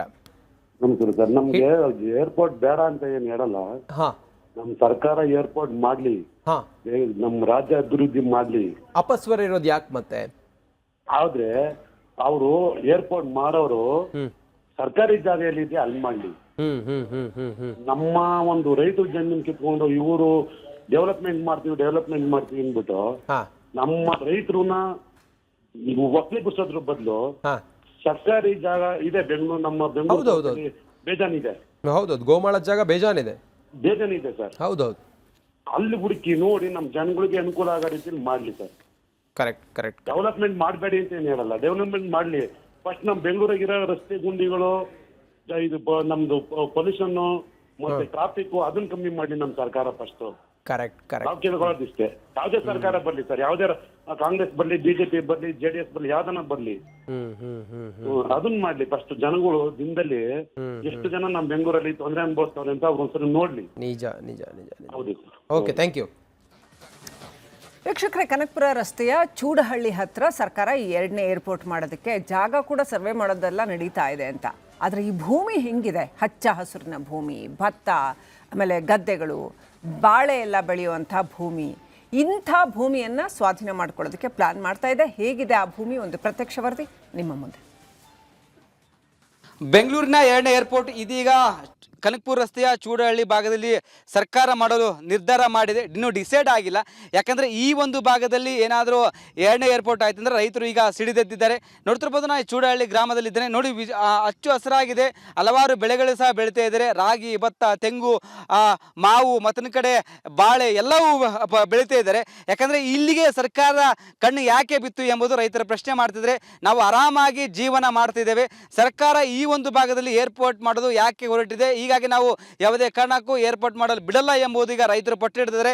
ನಾಗನಾಯಕನಹಳ್ಳಿ, ಚೂಡಹಳ್ಳಿ ಗ್ರಾಮಸ್ಥರು ಈಗ ಸಿಡಿದಿದ್ದಾರೆ. ಯಾಕಂದರೆ ಇಲ್ಲಿಂದ ದೇವನಹಳ್ಳಿಗೆ 70 ಕಿಲೋಮೀಟರ್ ಆಗುತ್ತೆ, ಕನಕಪುರ್ಗೆ 25 ಕಿಲೋಮೀಟರ್ ಆಗುತ್ತೆ, ಬಿಡದಿಗೆ 10 ಕಿಲೋಮೀಟರ್ ಆಗುತ್ತೆ. ಯಾಕಂದರೆ 150 ಕಿಲೋಮೀಟರ್ ಒಳಗಡೆ ಯಾವುದೇ ಏರ್ಪೋರ್ಟ್ ಆಗಬಾರ್ದು ಎಂಬುದು ಒಂದು ಕಡೆ ರೂಲ್ಸ್ ಇದೆ. ಬಟ್ ಕೇಂದ್ರ ಸರ್ಕಾರದ ನಡುವೆ ಈಗ ಸರ್ಕಾರ ಮಾತುಕತೆಗೆ ಮುಂದಾಗಿದೆ ಮತ್ತು 2033 ಅಲ್ಲಿವರೆಗೂ ಯಾವುದೇ ಏರ್ಪೋರ್ಟ್ ಆಗಬಾರ್ದು ಎಂಬುದು ಒಂದು ಕಡೆ, ಅದು ಸಹ ಒಂದು ಕಡೆ ರೂಲ್ಸ್ ಇದೆ. ಬಟ್ ಎಲ್ಲ ರೀತಿಯ ಸಿದ್ಧತೆ ಮಾಡಿಕೊಂಡಿದ್ದಾರೆ. ನೋಡಿ ಎಷ್ಟು ಹಸರಾಗಿದೆ ಅಂದರೆ, ಇಲ್ಲಿ ಭತ್ತ ಬೆಳೆದಿದ್ದಾರೆ, ತೆಂಗು ಬೆಳೆದಿದ್ದಾರೆ, ನೋಡ್ತಿದ್ದಾರೆ ತುಂಬ ಗ್ರೀನರ್ ಆಗಿದೆ. ಈ ಒಂದು ಭಾಗದಲ್ಲಿ ಸರ್ಕಾರ ಮಾಡ್ತಿರೋದು ಸರಿಯಲ್ಲ. ಮತ್ತೊಂದು ಕಡೆಯಲ್ಲಿ DK ಶಿವಕುಮಾರ್ ಅವರ ಆಸ್ತಿ ಇದೆ, ಅವರ ಬೆಂಬಲಿಗರ ಆಸ್ತಿ ಇದೆ, ಅವರಿಗೆ ಅನುಕೂಲ ತಕ್ಕಂತೆ ಈಗ ಮಾಡಿಕೊಂಡಿದ್ದಾರೆ ಎಂಬುದು ಇಲ್ಲಿನ ಸ್ಥಳೀಯರು ಗಂಭೀರ ಆರೋಪ ಸಹ ಮಾಡ್ತಿದ್ದಾರೆ. ಅಲ್ಲಿ ನೋಡ್ತಿರ್ಬೋದು, ಅಲ್ಲಿ ರಾಜೀವ್ ಗಾಂಧಿ ವಸತಿ ನಿಗಮದ ಅಲ್ಲಿ ಮನೆಗಳಿದ್ದಾವೆ, ಅಲ್ಲೆಲ್ಲ ಸುತ್ತಮುತ್ತ DK ಶಿವಕುಮಾರ್ ಜಾಗ ಇದೆ, ಅವರ ಬೆಂಬಲಿಗರ ಜಾಗ ಇದೆ. ಹೀಗಾಗಿ ಅವರಿಗೆ ಅನುಕೂಲ ತಕ್ಕಂತೆ ಮಾಡಿಕೊಂಡಿದ್ದಾರೆ ಎಂಬುದು ಗಂಭೀರ ಆರೋಪ. ಯಾಕಂದರೆ ಇಲ್ಲಿಂದ ಕನಕಪುರಗೆ 25 ಕಿಲೋಮೀಟರ್ ಆಗುತ್ತೆ. ಇಲ್ಲಿ ಏರ್ಪೋರ್ಟ್ ಆಯ್ತು ಅಂದರೆ ಅವರ ಭೂಮಿಗೆ ತುಂಬ ವ್ಯಾಲ್ಯೂ ಬರುತ್ತೆ. ಹೀಗಾಗಿ ಈ ಒಂದು ಭಾಗದ ಜಾಗವನ್ನು ಡಿಸೈಡ್ ಮಾಡಿದ್ದಾರೆ. ಹೀಗಾಗಿ ಈ ಒಂದು ಭಾಗದಲ್ಲಿ ಸುಮಾರು 100-200ಕ್ಕೆ ಹೆಚ್ಚು ಮನೆಗಳಿದ್ದಾವೆ. ಅವ್ರನ್ನೆಲ್ಲ ಭೂಸ್ವಾಧೀನ ಆಯ್ತಂದ್ರೆ ಅವರು ಬೇರೆ ಕಡೆ ಶಿಫ್ಟ್ ಆಗಬೇಕಾಗತ್ತೆ. ಆದರೆ ಯಾವುದೇ ಕಾರಣಕ್ಕೂ ನಾವು ಪ್ರಾಣ ಬಿಟ್ಟೆವು, ಭೂಮಿ ಕೊಡಲ್ಲ ಎಂಬುದು ಈಗ ರೈತರು ಹೇಳ್ತಿದ್ದಾರೆ. ಹೀಗಾಗಿ ಸರ್ಕಾರ ಈ ಒಂದು ಯೋಜನೆಯನ್ನು ವಾಪಸ್ ಪಡೆದುಕೊಳ್ಬೇಕು, ಇಲ್ಲ ಅಂದರೆ ಬಿಡದ ರೀತಿಯಲ್ಲಿ ಒಂದು ಕಡೆ ಉಗ್ರವಾದ ಹೋರಾಟ ಮಾಡುವಂತ ಸರ್ಕಾರಕ್ಕೆ CM DK ಶಿವಕುಮಾರ್ಗೆ ಎಚ್ಚರಿಕೆ ನೀಡಿದ್ದಾರೆ. ಕ್ಯಾಮರಾ ಪರ್ಸನ್ ಧನುಷ್ ಜೊತೆ ವೀರೇಶ್, ರಿಪಬ್ಲಿಕ್ ಕನ್ನಡ, ಬೆಂಗಳೂರು. ಪಬ್ ಒಂದರಲ್ಲಿ ಭೀಕರ ಅಗ್ನಿ ದುರಂತ ಸಂಭವಿಸಿದೆ. ಪಾರ್ಟಿ ಮಾಡ್ತಾ ಇದ್ದಂತಹ 27 ಮಂದಿ ಸಜೀವ ದಹನಕ್ಕೀಡಾಗಿದ್ದಾರೆ. 63 ಜನರಿಗೆ ಗಂಭೀರ ಗಾಯಗಳಾಗಿದೆ. ಭಾನುವಾರ ತಡರಾತ್ರಿ ಸಂಭವಿಸಿದ ಅಗ್ನಿ ಅವಘಡ ಇದು. 63 ಜನರಿಗೆ ಗಾಯ ಆಗಿರ್ತಕ್ಕಂಥದ್ದು. 22 ಜನರ ಸ್ಥಿತಿ ಗಂಭೀರವಾಗಿದೆ. ಬ್ಯಾಂಕಾಕ್ನ ಪಬ್ನಲ್ಲಿ ಭೀಕರ ಅಗ್ನಿ ದುರಂತ. ಯಾವ ಕಾರಣಕ್ಕಾಗಿ ಈ ರೀತಿ ಬೆಂಕಿ ಹೊತ್ಕೊಳ್ತು? ಬೆಂಕಿ ಹೊತ್ಕೊಂಡ್ಮೇಲೆ ಬಿಡಿ, ಅದು ಪಬ್, ಅಲ್ಲಿ ಮದ್ಯದ ಬಾಟ್ಲುಗಳು ಹೆಚ್ಚಾಗಿರುತ್ತೆ, ಹಾಗಾಗಿ ಬೆಂಕಿ ಹರಡೋದು ಬಹಳ ಸುಲಭ ಆಗಿಬಿಡುತ್ತೆ. ಆದರೆ ಭೀಕರವಾದಂಥ ಅಗ್ನಿ ದುರಂತ ಇದು. ಯಾವ ಕಾರಣಕ್ಕಾಗಿ ಬೆಂಕಿ ಹೊತ್ಕೊಳ್ತು, ಇನ್ನಷ್ಟು ಡೀಟೇಲ್ಸ್ ಇನ್ನಷ್ಟೇ ಬರಬೇಕಾಗಿದೆ. ನಿನ್ನೆ ರಾತ್ರಿ ನಡೆದಿರ್ತಕ್ಕಂಥ, ತಡರಾತ್ರಿ ನಡೆದಿರ್ತಕ್ಕಂಥ ಭೀಕರ ಅಗ್ನಿ ದುರಂತ.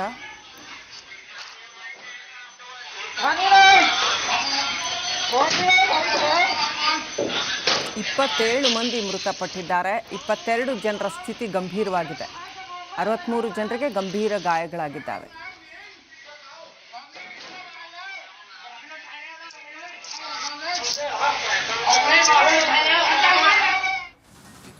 ರಾಜ್ಯದಲ್ಲಿ ಈಗ SIR ಪ್ರಕ್ರಿಯೆ ನಡೀತಾ ಇದೆ.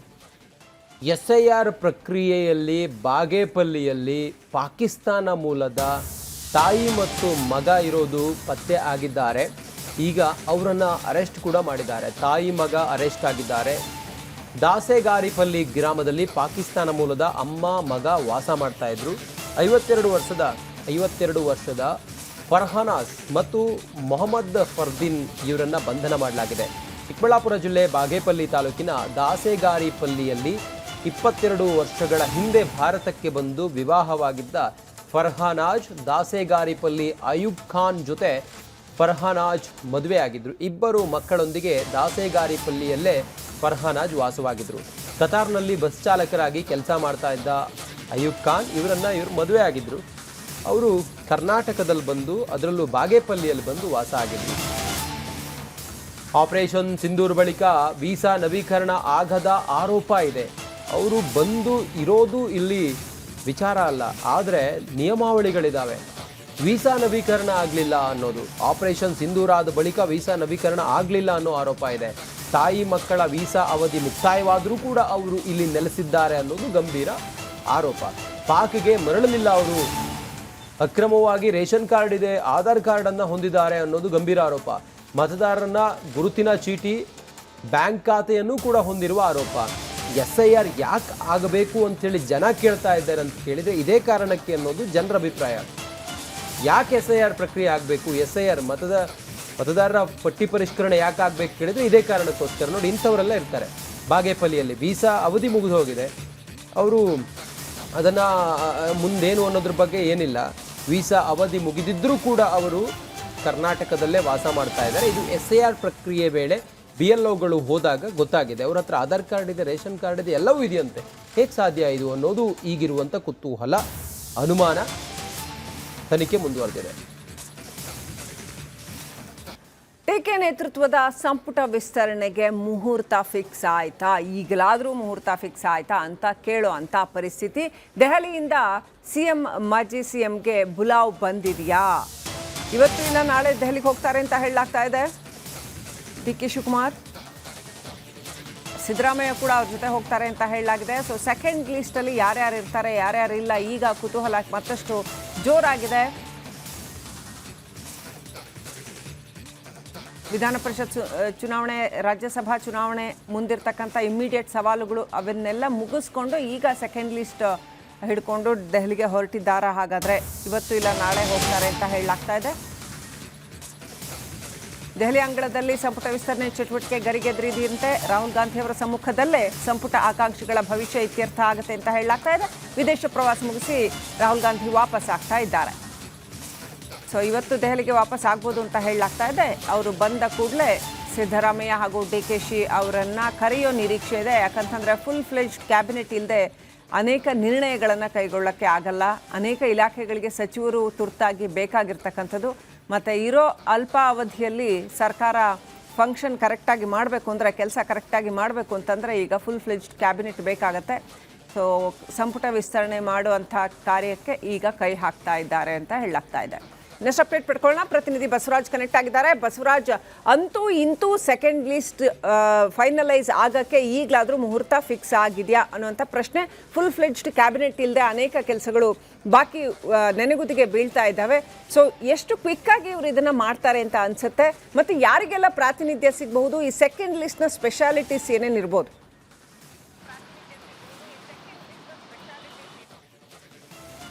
ಲಕ್ಷ್ಮಿ, ದೆಹಲಿಗೆ ರಾಹುಲ್ ಗಾಂಧಿ ಅವರು ವಿದೇಶದಿಂದ ವಾಪಸ್ ಆಗಿದ್ದಾರೆ ಅನ್ನುವಂಥ ಒಂದಷ್ಟು ಮಾಹಿತಿಗಳು ಲಭ್ಯ ಆಗ್ತಾ ಇದ್ದಾವೆ. ಹೀಗಾಗಿ CM ಹಾಗೂ ಮಾಜಿ CM ಸಿದ್ದರಾಮಯ್ಯ ಅವರಿಗೆ ಬುಲಾವ್ ಕೊಡಬಹುದು ಶೀಘ್ರದಲ್ಲೇ ಅನ್ನುವಂಥ ಒಂದಷ್ಟು ಚರ್ಚೆಗಳು ಕೂಡ ಆರಂಭವಾಗಿದ್ದಾವೆ. ಯಾಕಂದರೆ ರಾಹುಲ್ ಗಾಂಧಿ ಬಂದ ತಕ್ಷಣವೇ ನಿಮ್ಮನ್ನು ಕರಿತೇವೆ, ರೆಡಿ ಇರಿ ಅನ್ನುವಂಥ ಸೂಚನೆಯನ್ನು ದೆಹಲಿಯ ನಾಯಕರು CM ಹಾಗೂ ಮಾಜಿ CMಗೆ ಕೊಟ್ಟಿದ್ದರು. ಅದರಂತೆ ಈಗ ಅವರು ಬುಲಾವ್ ಕೊಟ್ಟ ತಕ್ಷಣ ಹೋಗೋಕ್ಕೆ ಇವರು ಕೂಡ ರೆಡಿಯಾಗಿದ್ದಾರೆ. ಯಾಕಂದರೆ 1.5 ತಿಂಗಳಾಯ್ತಾ ಬಂತು ಈ ಒಂದು ಕ್ಯಾಬಿನೆಟ್ ವಿಸ್ತರಣೆ ಮಾಡೋದನ್ನು ವಿಳಂಬ ಆಗ್ತಾ ಇದ್ದು. ಯಾಕಂದರೆ ರಾಜ್ಯದಲ್ಲಿ ಸಾಕಷ್ಟು ಸಮಸ್ಯೆಗಳಿದ್ದಂಥ ಸಂದರ್ಭದಲ್ಲಿಯೂ ಕೂಡ ಕ್ಯಾಬಿನೆಟ್ ವಿಸ್ತರಣೆ ವಿಳಂಬ ಆಗ್ತಾ ಇರೋದಕ್ಕೆ ಸಹಜವಾಗಿ ಸಾರ್ವಜನಿಕರಿಂದ ಆಕ್ರೋಶ ಹೊರಹಾಕ್ತಾ ಇದ್ದಾರೆ. ಅದರ ಜೊತೆಗೆ ಶಾಸಕರೇ ಅಸಮಾಧಾನವನ್ನು, ಬೇಸರವನ್ನು ವ್ಯಕ್ತಪಡಿಸ್ತಾ ಇದ್ದಾರೆ. ಇಷ್ಟೊಂದು ದಿನ ಆನ್ ಗೋಯಿಂಗ್ ಗೌರ್ಮೆಂಟ್ ಇದ್ದಾಗ ಬಿಡಬಾರ್ದಿತ್ತು ಅನ್ನೋಂಥದ್ದು. ಇನ್ನು 2ನೇ ಪಟ್ಟಿಯನ್ನು ಕೂಡ ಈಗಾಗಲೇ ಸಿದ್ಧ ಮಾಡ್ಕೊಂಡಿರ್ತಕ್ಕಂಥದ್ದು. 20 ಸ್ಥಾನಗಳೇನಿದ್ದಾವೆ, 20 ಸ್ಥಾನಗಳನ್ನು ಒಂದೇ ಹಂತದಲ್ಲಿ ಬಾಕಿ ಫಿಲ್ ಮಾಡಿಬಿಡ್ತಾರಾ ಅಥವಾ 1-2 ಸ್ಥಾನಗಳನ್ನು ಖಾಲಿ ಅನ್ನೋಂಥದ್ದು ಇನ್ನೂ ಪ್ರಶ್ನೆಗಳಿದ್ದಾವೆ. ಯಾಕಂದರೆ ಯಾರಾದರೂ ಅಸಮಾಧಾನಗೊಂಡಂಥ ಸಂದರ್ಭದಲ್ಲಿ 1-2 ಸ್ಥಾನಗಳು ಖಾಲಿ ಇದ್ದಾಗ ಅವರನ್ನು ಫಿಲ್ ಮಾಡ್ಬೋದು ಅನ್ನೋಂಥದ್ದು. ಇನ್ನು ಭಾಳ ಪ್ರಮುಖವಾಗಿ ಹಿರಿಯರಿಗೆ ಈ ಬಾರಿ ಮನೆ ಹಾಕ್ತಾರೆ ಅನ್ನೋಂಥದ್ದು ಭಾಳ ಪ್ರಮುಖವಾಗಿ ಗಮನಿಸಬೇಕಾಗಿರ್ತಕ್ಕಂಥದ್ದು. 3-5 ಬಾರಿ ಗೆದ್ದಂಥವ್ರಿಗೆ ಸಾಕಷ್ಟು ಅವರಿಗೆ ಮನೆ ಹಾಕುವಂಥ ಸಾಧ್ಯತೆಗಳು ಗೋಚರಿಸ್ತಾ ಇದ್ದಾವೆ. ಬಹುತೇಕವಾಗಿ ಹಳಬರ ಜೊತೆಗೆ ಹೊಸಬರನ್ನು ಮಿಕ್ಸ್ ಮಾಡಿಕೊಂಡು ಈ ಒಂದು ಕ್ಯಾಬಿನೆಟ್ ರಚನೆ ಆಗುವಂಥ ವಿಸ್ತರಣೆ ಸಾಧ್ಯತೆ ಈಗ ಗೋಚರಿಸ್ತಾ ಇದ್ದಾವೆ. ಜೊತೆಗೆ ಹೊಸ ಮುಖಗಳಿಗೂ 1-2ಕ್ಕೆ ಅವಕಾಶಗಳು ಸಿಗ್ತವೆ ಅನ್ನುವಂಥದ್ದು ಇದೆ. ಆದಾಗ್ಯೂ ಕೂಡ ಈಗ ಒಟ್ಟಾರೆ ಹಳಬರು ಹೊಸಬರು ಎಲ್ಲರೂ ಕೂಡ ಪ್ರಯತ್ನವನ್ನು ಮಾಡ್ತಾ ಇದ್ದಾರೆ. ನಾವು ಮತ್ತೆ ಕ್ಯಾಬಿನೆಟ್ ಸೇರಬೇಕು ಅಂತ ಮಾಜಿ ಸಚಿವರು, ನಾವು ಕ್ಯಾಬಿನೆಟ್ ಸೇರಲೇಬೇಕು ಅಂತ 3-5 ಬಾರಿಗೆ ಇದ್ದಿರ್ತಕ್ಕಂಥ ಶಾಸಕರು ಪ್ರಯತ್ನವನ್ನು ಮಾಡ್ತಾ ಇದ್ದಾರೆ. ನಮಗೂ ಅವಕಾಶ ಸಿಕ್ಕರೆ ನಾವು ಕ್ಯಾಬಿನೆಟ್ ಸೇರಬೇಕು ಅಂತ ಹೊಸಬರು ಕೂಡ ಪ್ರಯತ್ನವನ್ನು ಮಾಡ್ತಾ ಇದ್ದಾರೆ. ಈಗಾಗಲೇ ಲಾಬಿಯನ್ನು ಕೂಡ ಮಾಡಿದ್ದಾರೆ. ಆದ್ದರಿಂದ ಕಾಂಗ್ರೆಸ್ ಹೈಕಮಾಂಡ್ ಯಾವ ಆ ಸೂತ್ರದಡಿ ಈ ಒಂದು ಇವರನ್ನ ಕ್ಯಾಬಿನೆಟ್ಗೆ ತೆಗೆದುಕೊಳ್ಳುತ್ತೆ ಅನ್ನೋದನ್ನ ಭಾಳ ಪ್ರಮುಖವಾಗಿ ಗಮನಿಸಬೇಕಾಗಿರ್ತಕ್ಕಂಥದ್ದು. ಮತ್ತು ದೆಹಲಿಯ ನಾಯಕರು ಎಲ್ಲವನ್ನು ಕೂಡ ರೆಡಿ ಮಾಡಿಟ್ಕೊಂಡಿದ್ದಾರೆ. ರಾಜ್ಯದಿಂದ CM DCM ಮತ್ತು ಮಾಜಿ CM ಹೋದ ತಕ್ಷಣ ಈ ಒಂದು ಕ್ಯಾಬಿನೆಟ್ ವಿಸ್ತರಣೆಗೆ ವೇಗದ ಚಾಲನೆಯನ್ನು ಕೊಡೋರಿದ್ದಾರೆ. Shrilakshmi, right, thank you Basavaraj ಡೀಟೇಲ್ಸ್ಗಾಗಿ. ಇಡೀ ಹಾಸನ ಜಿಲ್ಲೆಯಲ್ಲಿ ನಾನೊಬ್ಬನೇ ಕಾಂಗ್ರೆಸ್ನ ಶಾಸಕ, ಹೀಗಾಗಿ ನನ್ನನ್ನು ಮಂತ್ರಿ ಮಾಡಬೇಕು, 2ನೇ ಹಂತದಲ್ಲಾದರೂ ಕೂಡ ನಾನು ಮಂತ್ರಿ ಆಗಬೇಕು, ಸರ್ಕಾರ ನನ್ನನ್ನು ಮಂತ್ರಿ ಮಾಡಬೇಕು, ಸಚಿವ ಸ್ಥಾನ ನೀಡಲು ಆಗ್ರಹ ಮಾಡಿದ್ದಾರೆ, ಮನವಿ ಮಾಡಿದ್ದಾರೆ ಅರಸೀಕೆರೆ ಶಾಸಕ KM ಶಿವಲಿಂಗೇಗೌಡರು ಹೇಳಿರೋ ಮಾತಿದು. ಸಿದ್ದರಾಮಯ್ಯ, CM DK ಶಿವಕುಮಾರ್ ನಿರ್ಧಾರ ಮಾಡಿದ್ದಾರೆ ನನ್ನನ್ನು ಮಂತ್ರಿ ಮಾಡೋದಕ್ಕೆ. ಹಾಸನದಲ್ಲಿ ಪಕ್ಷ ಸಂಘಟನೆಗಾಗಿ ನನಗೆ ಮಂತ್ರಿ ಸ್ಥಾನ ನೀಡಬೇಕು, ಮಂತ್ರಿ ಸ್ಥಾನ ಸಿಗುತ್ತೆ ಅನ್ನುವ ವಿಶ್ವಾಸದಲ್ಲಿ ನಾನಿದ್ದೇನೆ. ಹಾಸನದಲ್ಲಿ ಶಾಸಕ KM ಶಿವಲಿಂಗೇಗೌಡ ಈ ಮಾತನ್ನು ಹೇಳಿದ್ದಾರೆ. ಹಾಸನ ಜಿಲ್ಲೆಗೆ ಒಬ್ಬರೇ ಶಾಸಕರು ಇರೋದ್ರಿಂದ ಮುಂದಿನ ರಾಜಕೀಯದ ಭವಿಷ್ಯ ದೃಷ್ಟಿಯಿಂದ, ಪಕ್ಷ ಸಂಘಟನೆ ದೃಷ್ಟಿಯಿಂದ ನಮಗೆ ಕೊಡಬೇಕು ಅಂತಕ್ಕಂಥ ನಿರ್ಧಾರನ ಸಿದ್ದರಾಮಣ್ಣವರು, ಇವತ್ತಿನ ಮುಖ್ಯಮಂತ್ರಿಗಳಾದಂಥ DK ಶಿವಕುಮಾರ್ ಅವರು, ಪಕ್ಷದ ವರಿಷ್ಠರು ಎಲ್ಲ ತೀರ್ಮಾನ ಮಾಡಿದ್ದಾರೆ. ಸಿಗುತ್ತೆ ಅನ್ನೋ ಭರವಸೆನ ಹೇಳ್ತಾ ಇದ್ದಾರೆ. ನಾನು ಕಾಯ್ತಾ ಇದ್ದೀನಿ. ಬಹುಶಃ ಹೈಕಮಾಂಡ್ ಏನು ತೀರ್ಮಾನ ತಗೋತಿದ್ದು ಅದಕ್ಕೆ ಬದ್ಧರಾಗಿರುತ್ತೆ. ನಿಮ್ಮನ್ನ ಮೀಟಿಂಗ್ ಕರೆದಿದ್ರು CM ನಂತರದಲ್ಲಿ, ನೀವೆಲ್ಲ ಒಂದಷ್ಟು ಜನ ಸೇರ್ಕೊಂಡಿದ್ರಿ, ಮಾತುಕತೆ ಆಯ್ತು. ಈ ರೀತಿ ಯಾವ ರೀತಿ ಬೆಳವಣಿಗೆ? ಯಾರನ್ನು ಮೀಟಿಂಗ್ ಕರೆದಿಲ್ಲ. ಮೀಟಿಂಗ್ ಯಾರನ್ನು ಕರೆದಿಲ್ಲ. ವಿನಯ್ ಕಾರ್ತಿಕ್ ಅನ್ನೋರು ಗೆದ್ದಿದ್ದಕ್ಕೆ ಊಟ ಹಾಕಿದ್ರು ಅಷ್ಟೇ. ಅಲ್ಲಿ ಯಾವುದು ಚರ್ಚೆ ಆಗಲಿಲ್ಲ ಇದ್ರ ಬಗ್ಗೆ ಎಲ್ಲ. ಅದೇನಿದ್ರು ಹೈಕಮಾಂಡ್ ಅಂಗಳದಲ್ಲಿದೆ ಸರ್. ಹೈಕಮಾಂಡ್ ಏನು ಅಂತಿಮವಾದ ತೀರ್ಮಾನ ತಗೋತಿದ್ದೋ ಅದು ತೀರ್ಮಾನ ಆಗುತ್ತೆ. ಹಾಸನ ಜಿಲ್ಲೆಯಲ್ಲಿ ಒಬ್ಬ ಶಾಸಕರು ಇದ್ದೀರಿ, ಮತ್ತೆ ಹಿರಿಯರಿದ್ದೀರಿ. ನಿಮ್ ಇಲ್ಲಿಂದ ನಿಯೋಗ ಆ ರೀತಿ ಹೈಕಮಾಂಡ್ ಭೇಟಿ ಮಾಡೋದು ಇಲ್ಲ. ನಾನು ಅವರು ಯಾರನ್ನು ಕರ್ಕೊಂಬರ್ಬೇಡಿ, ಒತ್ತಡ ತರಬೇಡಿ ಅಂತ ಹೇಳಿದ್ರಲ್ಲ, ಅದರಿಂದ ನಾವು ಯಾರನ್ನು ಕೇಳಿಲ್ಲ, ಕರೆದಿಲ್ಲ, ಯಾರಿಗೂ ಒತ್ತಡ ತಂದಿಲ್ಲ. ಕಾಂಗ್ರೆಸ್ ಕೊಟ್ಟಿದ್ರು. JDS ನಿಂದ ಕಾಂಗ್ರೆಸ್ ಹೋಗ್ಬೇಕಾರೆ 3 ಜನ ಸೇರಿ ನನಗೆ ದೇವನಹಳ್ಳಿ ರೆಸಾರ್ಟ್ನಲ್ಲಿ ಒಂದು ಮಾತುಕತೆ ಮಾಡಿದ್ರು. ಆ ಸಂದರ್ಭದಲ್ಲಿ ನನಗೆ ಸಿದ್ದರಾಮಣ್ಣ ಅವರು ಎಲ್ಲ, TK ಸಾಹೇಬರು, ಸುರ್ಜೇವಾಲಾ ಅವರು 3 ಜನ ಕೂತ್ಕೊಂಡು ನಮ್ಮ ಸರ್ಕಾರ ಬಂದರೆ ನಿಮ್ಮನ್ನು ಮಂತ್ರಿ ಮಾಡ್ತೀವಿ ಬನ್ನಿ ಅಂತ ಕರ್ಕೊಂಡು. ಸಿಎಂ ವಾಸ್ತು ಮೋಹಕ್ಕೆ ಬದಲಾಯ್ತಾ ಕುಮಾರಕೃಪಾ ಗೆಸ್ಟ್ ಹೌಸ್ನ ಮೂಲ ಸ್ವರೂಪ. ಪಾರಂಪರಿಕ ಕಟ್ಟಡ ಯಾವ ರೀತಿಯಲ್ಲಿ ಇತ್ತು, ಈಗ ಹೇಗಾಗಿದೆ, ಮೂಲ ಸ್ವರೂಪವೇ ಬದಲಾಗ್ತಾ ಇದೆ. KK ಗೆಸ್ಟ್ ಹೌಸ್ನ ಅಸಲಿ ಚಿತ್ರಣ ಯಾವ ರೀತಿಯಲ್ಲಿ ಇತ್ತು, ಈಗ ಹೇಗೆ ಆಗ್ತಾ ಇದೆ, ಆ ಚಿತ್ರಣ ನಿಮ್ಮ ರಿಪಬ್ಲಿಕ್ ಕನ್ನಡದಲ್ಲಿ. ಶತಮಾನಗಳ ಕಟ್ಟಡ ಇದು. ಈ ಕಟ್ಟಡ ತನ್ನ ಮೂಲ ಸ್ವರೂಪವನ್ನು ಕಳ್ಕೊಳ್ತಾ ಇದೆ. ಯಾಕೆ ಅಷ್ಟೊಂದು ಅಲ್ಲಿ ಅದನ್ನ ಬದಲಾವಣೆ ಮಾಡೋಕ್ಕೆ ಹೋಗ್ತಾ ಇದ್ದಾರೆ, ಒಡೆದು ನೋಡಿ. KK ಗೆಸ್ಟ್ ಹೌಸ್ ಒಂದು ರೀತಿ ಬೆಂಗಳೂರಿನ ಪಾರಂಪರಿಕ ಕಟ್ಟಡ, ಅಮೂಲ್ಯವಾದ ಪಾರಂಪರಿಕ ಕಟ್ಟಡಗಳಲ್ಲಿ ಅದು ಕೂಡ ಒಂದು. ಅದನ್ನು ಇಷ್ಟೊಂದು ಯಾಕೆ ಆಲ್ಟ್ರೇಷನ್ಸ್ ಮಾಡ್ತಾ ಇದ್ದಾರೆ ಅನ್ನೋ ಪ್ರಶ್ನೆ ಇದ್ದಾಗ, ವಾಸ್ತು ಮೋಹಕ್ಕೆ ಈ ಥರ ಎಲ್ಲ ಮಾಡ್ತಾ ಇದ್ದಾರಾ ಅನ್ನೋ ಪ್ರಶ್ನೆ ಜನ ಕೇಳ್ತಾ ಇದ್ದಾರೆ.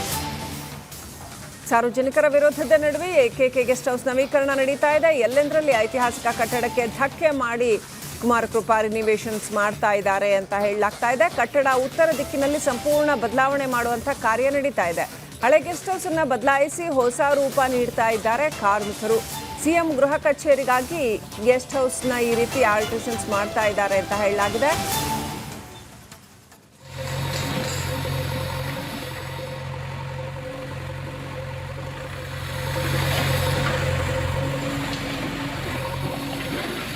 CM ಅವರ ವಾಸ್ತು ವ್ಯಾಮೋಹಕ್ಕೆ ಇದೀಗ ಪಾರಂಪರಿಕ ಕಟ್ಟಡ, ಹಳೆಯ ಕಟ್ಟಡ ಇದೀಗ ಧಕ್ಕೆ ತಂದಿದೆ. ಹೌದು, ನಾನೀಗ KK ಗೆಸ್ಟ್ ಹೌಸ್ ಮುಂಭಾಗದಲ್ಲಿದ್ದೇನೆ. ಈ ಒಂದು KK ಗೆಸ್ಟ್ ಹೌಸ್ ಇದೀಗ CM ಅವರ ಗೃಹ ಕಚೇರಿನಾಗಿ ಆಯ್ಕೆ ಮಾಡಿಕೊಂಡಿದ್ದಾರೆ. ಹೀಗಾಗಿ ನವೀಕರಣ ಕಾರ್ಯ ಭರದಿಂದ ಸಾಗಿದೆ ಅಂತ ಹೇಳ್ಬೋದು. ಮೊದಲ ಮಾಡಿಯಲ್ಲಿ ಸಂಪೂರ್ಣವಾಗಿ ಚಿತ್ರಣ ಬದಲಾಗಿದೆ. ಎಲ್ಲ ಉತ್ತರ ದಿಕ್ಕಿನಲ್ಲಿ ಕೆಲಸ ಕಾರ್ಯ ಭರದಿಂದ ಸಾಗಿದೆ. ಯಾಕಂದ್ರೆ ವಾಸ್ತು ಪ್ರಕಾರವಾಗಿ ಈ ಒಂದು ಕಟ್ಟಡವನ್ನ ನವೀಕರಣ ಮಾಡಲಾಗ್ತಿದೆ ಎಂಬುದು ಈಗ ಆರೋಪ ಕೇಳಿ ಬಂದಿದೆ. ಯಾಕಂದ್ರೆ ಸಾಮಾಜಿಕ ಹೋರಾಟಗಾರರು ಒಂದು ಕಡೆ ರಾಜ್ಯಪಾಲರಿಗೆ ಸಹ ಪತ್ರ ಬರೆದಿದ್ರು. ಯಾಕಂದ್ರೆ 160 ವರ್ಷಗಳ ಹಳೆಯ ಕಟ್ಟಡ, ಈ ಒಂದು ಕಟ್ಟಡಕ್ಕೆ ಧಕ್ಕೆ ಆಗ್ತಿದೆ. ಹಾಗಾಗಿ ಈ ಒಂದು ಕಟ್ಟಡ ಉಳಿಸಬೇಕು, ಬೆಳೆಸಬೇಕು, ಇಲ್ಲಿಂದ ಬೇರೆ ಕಡೆ ಶಿಫ್ಟ್ ಮಾಡಬೇಕು ಎಂಬುದು ಒಂದು ಕಡೆ ರಾಜ್ಯಪಾಲರಿಗೆ ಒತ್ತಾಯ ಮಾಡಿದ್ರು ಪತ್ರದ ಮೂಲಕ. ಬಟ್ CM ಅವರು ಯಾವುದೇ ಪತ್ರಕ್ಕೂ ಇದಕ್ಕೆ ಜಗ್ಗದೆ ಇದೀಗ ಈ ಒಂದು ಕಟ್ಟಡವನ್ನು ಆಯ್ಕೆ ಮಾಡಿಕೊಂಡಿದ್ದಾರೆ. CM ಅವರ ಗೃಹ ಕಚೇರಿ ಇದು. ಇಲ್ಲಿ ಅವರು ಈಗ ಗೃಹ ಕಚೇರಿ ಆಯ್ಕೆ ಮಾಡಿಕೊಂಡು ಹೀಗಾಗಿ ನವೀಕರಣ ಕಾರ್ಯ ಭರದಿಂದ ಸಾಗಿದೆ. ಎಲ್ಲಾ ಕಿಟಕಿಗಳನ್ನ ಈಗ ದೊಡ್ಡ ಪ್ರಮಾಣದಲ್ಲಿ ಮಾಡ್ತಿದ್ರೆ. ಎಲ್ಲ ಕಲ್ಲಿನ ಬಿಲ್ಡಿಂಗು, ಹಳೆಯ ಕಟ್ಟಡ, ಎಲ್ಲ ಕಲ್ಲುಗಳಿಂದ 160 ವರ್ಷಗಳ ಹಿಂದೆ ಕಟ್ಟಿದ್ರು. ಪಾರಂಪರಿಕ ಕಟ್ಟಡ, ಈ ಒಂದು ಕಟ್ಟಡವನ್ನ ಬೆಳೆಸಬೇಕು, ಉಳಿಸಬೇಕಾಗಿತ್ತು. ಬಟ್ ಇದೀಗ ಈ ಒಂದು ಕಟ್ಟಡಕ್ಕೆ ಧಕ್ಕೆ ತಂದಿದ್ದಾರೆ ಎಂಬುದು ಆರೋಪ. ನೋಡಿ, ಎಲ್ಲ ಬದಲಾವಣೆ ಮಾಡ್ತಿದೆ. ಕಾರ್ ಪಾರ್ಕಿಂಗ್ ಸಹ ಇಲ್ಲಿ ಮಾಡ್ತಾ ಇದ್ದಾರೆ. ಪಕ್ಕದಲ್ಲಿ ಕಾರ್ ಶೆಡ್ ಇತ್ತು, ಅದು ಸಹ ಈಗ ಕಿತ್ತು ಹಾಕಿದ್ದಾರೆ. ತಮಗೆ ಬೇಕಾದ ರೀತಿಯಲ್ಲಿ ವಾಸ್ತು ಪ್ರಕಾರವಾಗಿ CM ಅವರು ಮಾಡಿಸಿಕೊಳ್ತಿದ್ದಾರೆ ಎಂಬುದು ಗಂಭೀರ ಆರೋಪ. ಯಾಕಂದ್ರೆ ಇದೆಲ್ಲ ಪೂರ್ವ ದಿಕ್ಕಿಗಿತ್ತು, ಬಟ್ ಇದೀಗ ಉತ್ತರ ದಿಕ್ಕಿಗೆ ಮಾಡಿಕೊಳ್ತಿದ್ದಾರೆ. ಯಾಕಂದ್ರೆ ಎಲ್ಲಾ CM ಅವರು ಕಾವೇರಿ ನಿವಾಸನ ಆಯ್ಕೆ ಮಾಡಿಕೊಳ್ತಿದ್ರು. ಬಟ್ ಮಾಜಿ CM ಸಿದ್ದರಾಮಯ್ಯ ಅವರು ಈಗ ಅಲ್ಲೇ ಉಳಿದುಕೊಂಡಿದ್ದಾರೆ. ಅದರ ಬಗ್ಗೆ DK ಶಿವಕುಮಾರ್ ಅವರು ಚಕ್ಕರೆತ್ತಿಲ್ಲ. ಬಟ್ ಅವರೇ ಈ ಒಂದು ಕಟ್ಟಡವನ್ನು ಆಯ್ಕೆ ಮಾಡಿಕೊಂಡಿದ್ದಾರೆ. ಅವರಿಗೆ ಬೇಕಾದ ರೀತಿಯಲ್ಲಿ ವಾಸ್ತು ಪ್ರಕಾರವಾಗಿ, ಯಾಕಂದ್ರೆ ವಾಸ್ತು ತಜ್ಞರು ಒಂದ್ ಕಡೆ ಹೇಳಿದ್ದಾರೆ ಇದೇ ರೀತಿ ಇರಬೇಕಂತ. CM ಅವರು ಪ್ರಮಾಣ ವಚನ ಹಿಡಿದುಕೊಂಡು ಇಲ್ಲಿವರೆಗೂ ತಮ್ಮ ಉತ್ತರ ಬಾಗಿಲಲ್ಲಿ, ಈಗ ಉತ್ತರ ದಿಕ್ಕಿನಲ್ಲಿ ಅವರು ಹೋಗ್ತಾ ಇದ್ದಾರೆ. ಆ ಒಂದು ದೃಷ್ಟಿಯಿಂದ ಈ ಒಂದು ಕಟ್ಟಡವನ್ನು ಉತ್ತರ ದಿಕ್ಕಿಗೆ ಮಾಡಿಕೊಡ್ತಿದ್ದಾರೆ, ತಮಗೆ ಬೇಕಾದ ರೀತಿಯಲ್ಲಿ ಮಾಡಿಕೊಡ್ತಿದ್ದಾರೆ. ನೋಡ್ತಿರ್ಬೋದು, ಹಳೆಯ ಕಟ್ಟಡ ಎಲ್ಲವನ್ನ ಕಿಟಕಿಗಳನ್ನ ಕಿತ್ತಿ ಹಾಕಿದರೆ, ದೊಡ್ಡ ಪ್ರಮಾಣದ ಕಿಟಕಿಗಳನ್ನ ಈಗ ಅಳವಡಿಕೆ ಮಾಡ್ತಿದ್ದಾರೆ. ರಾತ್ರಿ ಅನ್ನದೇ ಕೆಲಸ ಕಾರ್ಯಗಳು ಭರದಿಂದ ಸಾಗಿದೆ ಅಂತ ಹೇಳ್ಬೋದು. ಯಾಕಂದ್ರೆ ಈ ಒಂದು ಕಟ್ಟಡ ಬೇಗ CM ಅವರಿಗೆ ಬಿಟ್ಕೊಡ್ಬೇಕಾಗತ್ತೆ. PWD ಇಲಾಖೆಯಿಂದ ಈ ಒಂದು ಕೆಲಸ ಕಾರ್ಯಗಳು ನಡೀತಿದೆ, ಭರದಿಂದ ಸಾಗಿದೆ. ಬಟ್ ಆರೋಪ ಮಾತ್ರ ಕೇಳಿ ಬರ್ತಿದೆ, ಈ ಒಂದು ಕಟ್ಟಡವನ್ನ ಗೃಹ ಕಚೇರಿಯಾಗಿ ಆಯ್ಕೆ ಮಾಡಿಕೊಡೋದು ಸರಿಯಲ್ಲ. ಯಾಕಂದ್ರೆ ಇದು ಹಳೆಯ ಕಟ್ಟಡ, ಈ ಒಂದು ಕಟ್ಟಡ ಧಕ್ಕೆ ಆಗಿದೆ, ಎಲ್ಲವನ್ನ ಕಿತ್ತಿ ಹಾಕಿದರೆ ಇದು ಸರಿಯಲ್ಲ ಎಂಬುದು ಆರೋಪ ಕೇಳಿ ಬಂದಿದೆ. ಆರೋಪದ ನಡುವೆ ಇದೀಗ ನವೀಕರಣ ಕಾರ್ಯ ಭರದಿಂದ ಸಾಗಿದೆ ಅಂತ ಹೇಳ್ಬೋದು. ಕ್ಯಾಮ್ರಾ ಪರ್ಸನ್ ಮಂಜು ಜೊತೆ ವೀರೇಶ್, ರಿಪಬ್ಲಿಕ್ ಕನ್ನಡ, ಬೆಂಗಳೂರು. ಚಹಾದ ಅಸಲಿ ಟೇಸ್ಟ್ MDHT+ ನಿಂದಲೇ ಬರುತ್ತೆ. ಗಂಟು ಕಟ್ಟಿಕೋ. ಲವಂಗ, ಹಸಿರು ಏಲಕ್ಕಿಯಿಂದ ತುಂಬಿದ MDHT+ ಮಸಾಲೆ.